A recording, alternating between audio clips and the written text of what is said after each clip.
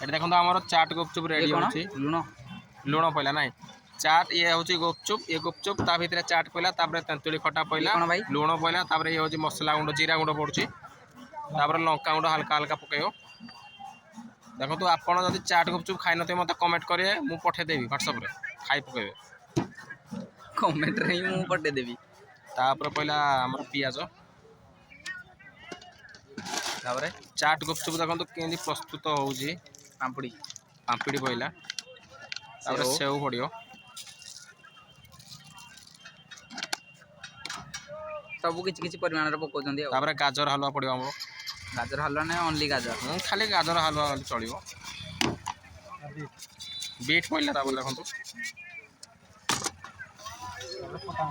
ଖଟା ମିଠା ତାପରେ ଦେଖନ୍ତୁ ପକେଇଲାଣି ଖଟା ମିଠା ଆମର ଏବେ ପ୍ରସ୍ତୁତ ହେଇଗଲା। ତ ଏବେ ଦେଖନ୍ତୁ ଆମର ଚାଟ୍ ଗୁପଚୁପ ଓନ୍ଲି ପ୍ଲେଟ୍ ଭାଇନା ଏ ପ୍ଲେଟ୍ କେତେ 20 ଟଙ୍କା। ତ ଏବେ ଦେଖନ୍ତୁ ଚାଟ୍ ଗୁପଚୁପ 20 ଟଙ୍କା ପ୍ଲେଟ୍।